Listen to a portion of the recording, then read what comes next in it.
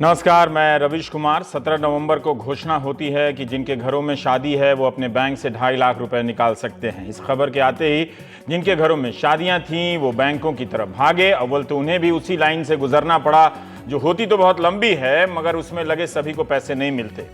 जब शादी के घर वाले कार्ड लेकर मैनेजर तक पहुंचे तो कई जगहों पर मैनेजर जवाब देने लगे कि हमारे पास देने के लिए 2.5 लाख रुपए नहीं हैं और इस तरह से पैसे देने के लिए उन तक लिखित रूप में गाइडलाइन भी नहीं है। टीवी पर ऐलान हो जाने से कोई पैसा कैसे दे देगा जब तक मैनेजर के पास लिखित निर्देश न पहुंचे। लिहाजा निराश लोगों को इन खबरों और फैसलों पर भी शक हुआ। 4 दिन तक अफरा तफरी रही, तब जाकर भारतीय रिजर्व बैंक ने 19 नवंबर को कहा कि बैंक अगले हफ्ते से ये पैसा देना शुरू करें जब उन्हें गाइडलाइन मिल जाएगी। 21 नवंबर को आरबीआई ने अधिसूचना जारी कर दी जो गाइडलाइन बैंकों को भेजी। उससे शादी वाले घरों की परेशानियां और बढ़ गई हैं। इसके अनुसार जो पहली शर्त ये थी कि 30 दिसंबर तक शादी वाले घर के लोग पैसा निकाल सकते हैं, लेकिन उतना ही निकाल सकते हैं जितना उनके खाते में 8 नवंबर तक जमा होगा। यही नहीं, दूल्हा दुल्हन के माँ बाप या खुद दूल्हा दुल्हन पैसा निकालने बैंक जाएंगे। दूल्हा दुल्हन के परिवार अलग अलग 2.5 लाख ही निकाल सकेंगे। जिस किसी ने ये गाइडलाइन बनाई है वो लगता है बहुत दिनों से किसी शादी में मेरी तरह नहीं गया है, ना ही उसके यहाँ किसी की शादी हुई है, पर ऐसा हो ही नहीं सकता। कोई और वजह रही होगी। शादी वाले परिवारों की समस्या सिर्फ पुराने नोट बदलने की नहीं है, जो जमा है उसे निकालना भी है। बिल्कुल शादी सादगी से होनी चाहिए, लेकिन क्या यह फैसला लोगों का होगा या नोटबंदी से होगा? पहले से पता था, यह अचानक थोपा जा रहा है।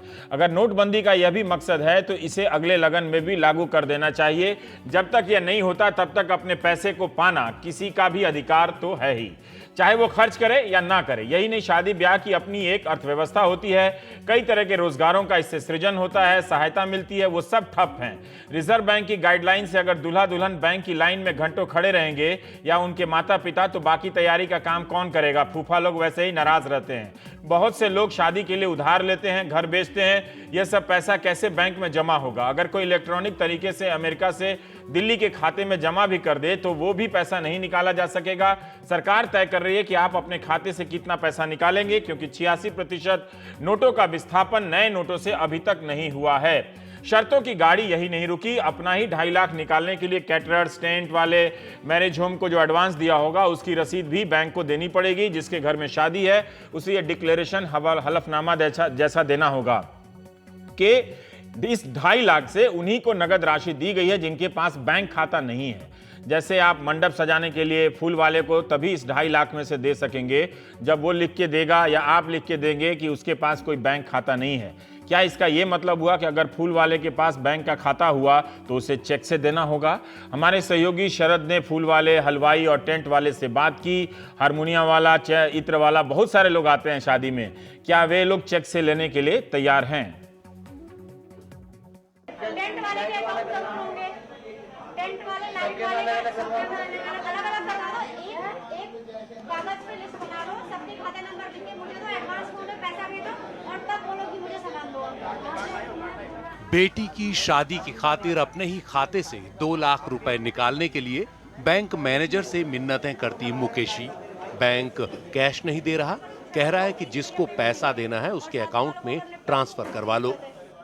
नहीं दे रहे हैं, अपना अकाउंट कैसे दे देंगे बताओ? वो तो कह रहे हैं हमारे अकाउंट कहाँ है इतने, हम भी गरीब आदमी दुकानदार। उन्होंने कहा मैं तो जो नगद चाहिए। सवाल यह है कि सरकारी ऐलान के बावजूद बैंक जरूरतमंदों को पैसा क्यों नहीं दे रहे। यूपी के बुलंदशहर जिले के गुलावटी कस्बे के बैंक ऑफ बड़ौदा की ब्रांच मैनेजर ने बताया कि न तो उनका सिस्टम अभी अपग्रेड हुआ है और न ही लोगों को देने के लिए उनकी ब्रांच में पर्याप्त पैसा है। पहली बात तो कि सिस्टम में प्रोविजनिंग नहीं किया है। वीकली 24,000 ही विड्रॉ कर सकता है बंदा। अच्छा। ठीक है। दूसरा, हमारे पास से पीछे से कैश भी बहुत कम आ रहा है। 7-8 लाख रुपए per day on an average आ रहा है। अगर हम 4 शादी वाले आ गए, अगर सबको हम 2.5 लाख एज पर नॉर्म्स अगर कर देते हैं तो सिर्फ 3 से 4 बंदे हम निपटा पाएंगे। केंद्र सरकार ने गुरुवार को ऐलान किया कि शादी के लिए 2.5 लाख रुपए निकालने की इजाजत दी जाएगी, लेकिन रिजर्व बैंक ने इसका नोटिफिकेशन जारी करने में 5 दिन लगा दिए। यही नहीं, नोटिफिकेशन जब आया भी तो साथ में ढेर सारी शर्तें लेकर आया, जैसे जिन हलवाई, टेंट, बैंड वालों वगैरह को पैसा देना है उनकी जानकारी दो, साथ में उनसे लिखवा कर लाओ कि उनका बैंक अकाउंट नहीं है। यही नहीं, वही पैसा आप निकाल पाएंगे जो 8 नवंबर तक आपके खाते में जमा हुआ था। कि भाई किसको देना, पहले तो ये बताओ। और नहीं देगा, क्या लिखवाना है, बोला जाओ कहीं और दूसरी जगह, क्यों लिख के देगा, क्या जरूरत पड़ रही है उसको लिखने की। बेटे की शादी है तो चुटमुट के भी सामान लाने पड़ते हैं और सभी चीज की तो लिस्ट बना कर नहीं दी जाती है बैंक वाले को।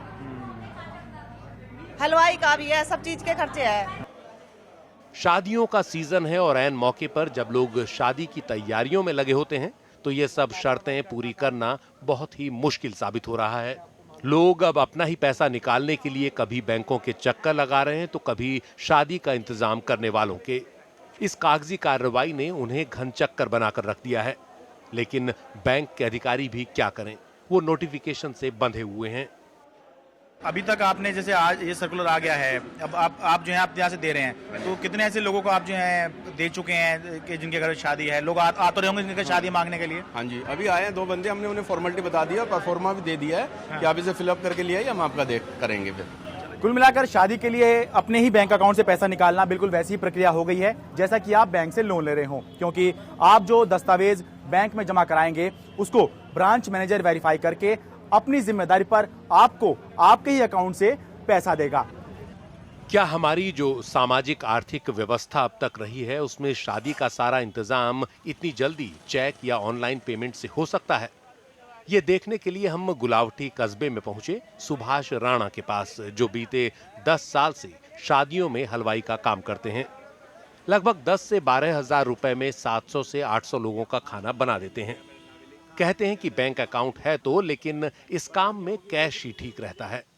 चेक ले सकते हैं लेकिन कोई बहुत जानने वाला होगा तभी, वरना कौन इस चक्कर में पड़े। कल चेक बाउंस हो गया तो मतलब जानने वाला है तब तो चेक ले लेंगे। हाँ, जब तो चेक चल ही जाएगा। अच्छा, लेकिन वैसे अगर जानने वाला जानने वाले से थोड़ी दिक्कत हो जाएगी कि मान लो चेक काट दिया और पैसे बैंक में ना मिले, कैश उसके खाते में ना मिले, तो 10 दिन बाद ही जाना पड़ेगा। तेजपाल भी 7-8 साल से ब्याह, शादियों और दूसरे समारोहों में टेंट कुर्सी का काम करते हैं। कहते हैं कि काम ज्यादा बड़ा नहीं है, इसलिए पैसे नकद ही लेते रहे हैं, आगे भी नकद ही लेंगे क्योंकि धंधा वैसे ही बहुत मंदा चल रहा है। देखो जी, हमारे पास इतना तो मोटा पैसा आता नहीं, छोटा मोटा पैसा खर्चे में चला जाएगा। अच्छा, जो हम इतना बैंक में जाके जमा करें, हाँ, इतना खर्चा, इतना मोटा पैसा नहीं आता, अपने खर्चे ला के आता वो अपना यूज कर लेते हैं। शादियों में धूम मचाने के लिए बैंड भी जरूरी हैं। राजकमल बैंड के कुंवर सिंह ने बताया कि करीब 35 आदमियों के बैंड, बग्घी और जनरेटर के लिए वो करीब 10,000 रुपए लेते हैं। बैंक अकाउंट नहीं है, कैश ही लिया है और कैश ही लेंगे। देहात के मामले में कैश लेते हैं। अच्छा, देहात के मामले में कैश ही चलता है। अच्छा, मतलब यहाँ चेक किया, कोई दूसरी कुछ नहीं जी, कोई दूसरे तरीके से पेमेंट करने लगे, कोई और ये तरीका सरकार कह रही है कि अकाउंट से अकाउंट में ट्रांसफर करा दीजिए, जैसे जिसका जो आपका जो आपको हायर कर रहे हैं वो लोग आपके अकाउंट में ट्रांसफर करा दें या कुछ करा दें तो आप ले लेंगे। अकाउंट हमारे पास जब है नहीं तो कैसे कराएंगे फिर? शादी में फूलों के बिना सजावट कैसी? फूलों का काम करने वाले राहुल कहते हैं कि ये चेक का चक्कर बुरा फंस गया है। मंडी से फूल कैश में लाते हैं और अपने यहाँ लेबर को भी कैश ही देते हैं। बैंक अकाउंट है लेकिन कैश जिंदाबाद। आपका जो बैंक अकाउंट है वैसे? हाँ, बैंक अकाउंट है। तो अगर अभी सरकार यूँ कह रही है कि आप कैश ना लेके चेक ले लें तो आप क्या ले लेंगे? ये कहाँ से ले पाएंगे फिर उसे खुलाने को? इतने 4 दिन भूखा कौन मरेगा? 2 दिन 3 दिन तो लाइन में लग जाओ, रात को 2-2 बजे से लाइन में लगना पड़े। ऐसा भी हो रहा। इनका तो ये चल ही रहा है। ये अपने ज्यादा ना कमा के थोड़े 100-200-500 अपने बन जाए, ऐसे अपने ठीक है। शादी वाले परिवारों को केंद्र सरकार के फैसले से थोड़ी राहत सी मिली थी, लेकिन रिजर्व बैंक के नोटिफिकेशन से वो राहत हवा हो गई। अब परिवार के जिम्मेदार लोग, जिन्हें शादी के इंतजामों में लगा होना चाहिए था, वो बैंकों के चक्कर ऐसे ही काट रहे हैं जैसे मकान के लिए लोन लेने के वक्त काटते हैं। गुलावटी से शरद शर्मा की रिपोर्ट, एनडीटीवी इंडिया। यही नहीं, बैंक को सारे दस्तावेज संभाल कर भी रखने होंगे। भारतीय रिजर्व बैंक ने 22 नवंबर को एक और सर्कुलर जारी किया है। इसे ठीक से एक बार देख लीजिएगा। 21 नवंबर का सर्कुलर मान्य है, लेकिन इसमें कुछ संशोधन है कि जिस इंसान को 10,000 या उससे ज़्यादा नगद देने होंगे उन्हीं का ही नाम बैंक में जमा कराना पड़ेगा।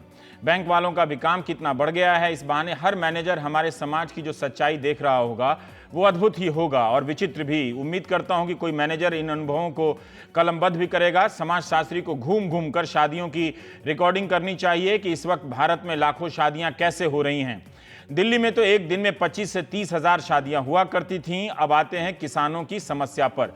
वित्त मंत्री जेटली ने भी कहा है कि सरकार का अगला जोर फोकस ग्रामीण क्षेत्रों पर होगा, तो हम भी किसानों पर फोकस करते हैं। नवंबर से लेकर 15 दिसंबर का जो महीना होता है, 15 दिसंबर तक रबी की बुआई का होता है। रबी में मुख्य फसल गेहूं की है, लेकिन इलाके के हिसाब से लोग रबी के सीजन में चना, जौ, आलू, मसूर भी बोते हैं।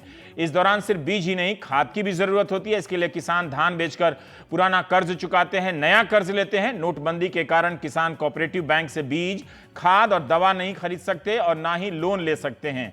जिला कोऑपरेटिव बैंक और प्राइमरी एग्रीकल्चरल क्रेडिट सोसाइटी को नोट बदलने, जमा करने और निकालने पर रोक है। इनके पास नए नोट नहीं हैं तो निकालने पर कहां से पैसे देंगे, इस तरह से समझिए।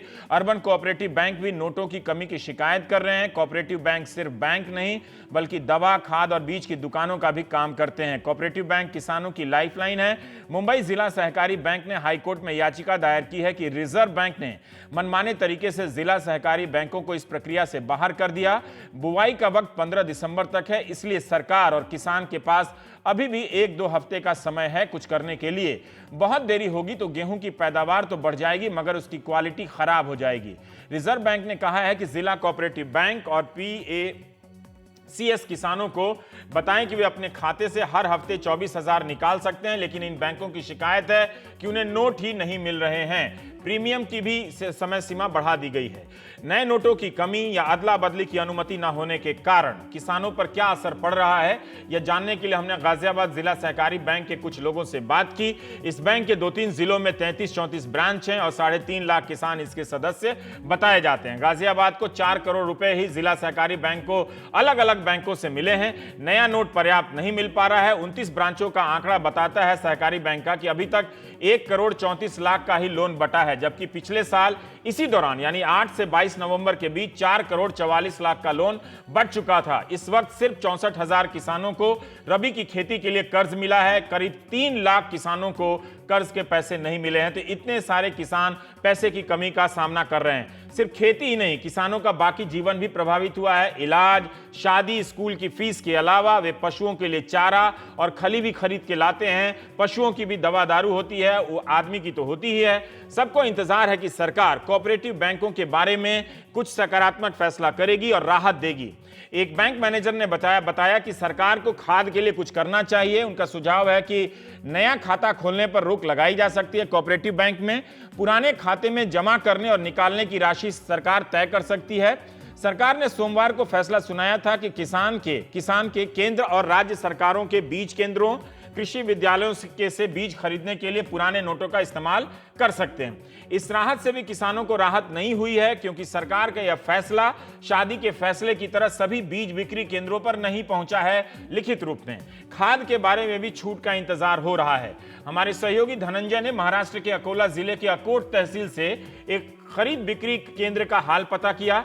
शालिग्राम काले साहब जिनका ये सेंटर है, उन्होंने कहा कि सरकार के फैसले की सूचना लिखित रूप में नहीं पहुंची है, इसलिए वे पुराने नोटों के बदले बीज नहीं दे रहे हैं। शालिग्राम जी अक्टूबर महीने में ही गेहूं के 60 क्विंटल बीज लेकर आए थे, लेकिन 22 नवंबर तक सिर्फ 10 क्विंटल बीज ही बेच पाए हैं। तो अंदाजा कीजिए कि कितना बीज इनके पास पड़ा हुआ है। इनके दुकान में 8 नवंबर के बाद से 10,000 रुपए का ही बिजनेस हुआ, जबकि अब तक वो पिछले साल 50 से 60,000 का बिजनेस कर लेते थे। एक बोरी में 40 किलो गेहूं के बीज होते हैं, कीमत होती है 1400 रुपए। बीज के साथ 50 किलो DAP खाद भी है, जिसकी कीमत होती है 1160 रुपए। महाराष्ट्र बीज निगम ने तो अक्टूबर में ही अपने डीलरों को बीज की सप्लाई कर दी थी, लेकिन डीलर 8 नवंबर के बाद नहीं बेच पा रहे हैं। महाराष्ट्र में 4,500 से 5,000 के बीच अधिकृत डीलर हैं। उसके बाद प्राइवेट कंपनियां, बीज कंपनियां हैं, उनके डीलर हैं। तो 22 नवंबर को ये तस्वीर में नोट गिन रहे हैं, ये 22 नवंबर का ही है जिसमें कुछ बिजनेस उन्होंने किया। हमारे सहयोगी मनीष कुमार ने बिहार के पूर्णिया और फारबिसगंज में खाद की दुकानों पर गए वो, और प्राइवेट दुकानदार पुराने नोटों के बदले खाद नहीं बेच रहे हैं, क्योंकि बेच नहीं सकते, सिर्फ सरकारी दुकान ही ले सकते हैं। मनीष की ये रिपोर्ट देखते हैं। सर, आप लोगों को जो ऑर्डर आया है कि किसानों का कहना है कि केवल गवर्नमेंट आउटलेट से ही उनको 500 रुपए का नोट लिया जाएगा, तो आप जो बीज बेचते होंगे यहाँ पे कितने गवर्नमेंट आउटलेट्स हैं? नहीं, हमारे यहाँ जो नेशनल सीड्स कॉर्पोरेशन का केवल एक ही आउटलेट है जो पूर्णिया में अवस्थित है। यहाँ से 9 डिस्ट्रिक्ट्स को हम लोग कवर करते हैं, जहाँ हमारे डीलर्स हैं जिनके थ्रू किसानों को बीज मिलता है। यहाँ पर जो हमारा पूर्णिया का है, पूर्णिया में जो किसान हमारे पास आते हैं उनको हम लोग डायरेक्ट किसान को देते हैं। तो डीलर आउटलेट 500 का नोट ले सकता है या नहीं, इस नोटिफिकेशन के हिसाब से केवल गवर्नमेंट का जो आउटलेट है वहीं से मिल सकता है। नहीं, लेकिन आप बताइए कि किसानों के कन्वीनियंस के लिए क्या होना चाहिए था? नहीं, किसानों को कन्वीनियंस के लिए जैसे कि ये भारत सरकार, वैसे बिहार सरकार का भी कार्यालय है, बिहार सरकार का बीज निगम है, वहां से भी इस चीज को अलाउ किया गया है, तो वो लोग भी डील करते होंगे, उनका भी काम है। लेकिन चूंकि ये भारत सरकार का, तो भारत सरकार लिमिटेड ऑफिस है। आप जैसे कि पूरे बिहार में केवल 9 इसका मतलब ये है। नहीं, लेकिन सर, आपको लगता नहीं है कि जो आप जिनको देते हैं बीज, उनको भी ऑथराइज करना था? हाँ, उनको करना चाहिए था, उससे थोड़ा सा फ्लेक्सिबिलिटी होती, उससे थोड़ा सा। लेकिन ये गवर्नमेंट की जो पॉलिसी है, accordingly we have to work.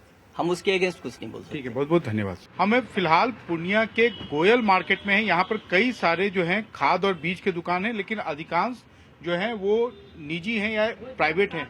ये बताइए कि कल सरकार ने कहा है कि 500 1000 का नोट खाद और बीज की खरीद में यूज हो सकता है, तो आप लोग ले रहे हैं या नहीं ले रहे हैं? सरकारी खाद बीज की दुकान में 500 और 1000 की चलेगी। मेरा तो सरकारी है नहीं, लाइसेंसधारी है, इसलिए हम लोग ले नहीं सके।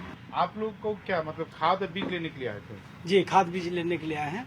क्या दिक्कत? तो हम लोग तो आए हैं लाइसेंसधारी के यहाँ खाद बीज लेने के लिए, तो ये लोग तो 500 रुपये लेंगे नहीं, 1000 रुपये का नोट लेंगे नहीं। अब जो NSC वाले सबका दुकान है, उसके पास ना खाद है ना बीज, कोई भी सरकारी काउंटर पे खाद बीज नहीं बेचता है। वो लोग सब प्राइवेट लोग ही लेते हैं, लोगों को प्राइवेट पे ही विश्वास। सबसे बड़ा प्रॉब्लम हम लोगों को जो अभी हो रहा है, यही देखिए, ये हम लोग नहीं लेने के कारण बिक्री हम लोगों का चालाना हो गया। 500 रुपये का नोट लेवे नहीं करता है कोई, जहाँ जाता है खाद वाला में बीज वाला लेता है। मजबूर परेशानी ज्यादा हो गया किसान को, सबको ज्यादा परेशानी है। लेकिन ये कहा जा रहा है कि नोटबंदी के कारण लोग खुश हैं। कहाँ खुश है? कोई खुश नहीं है, उससे सब नाराज है। खुश कहाँ है? आदमी लेने में लगा मर गया आदमी। अभी गए बैंक में पैसा लेने, पैसा बोलता है अपना पैसा नहीं आएगा केस, उसके बाद मिलेगा। बताइए, अपना पैसा रहते हुए लोग परेशान है। 500 का नोट किसी को देते हैं तो कोई लेता नहीं है, बोलता है कि हम लोग नहीं लेंगे। अब नया पैसा हम लोग को देता नहीं है, और देवो करता है तो वो 2000 रुपया, 2000 या 3000 रुपया देता है, काम नहीं कुछ होता है।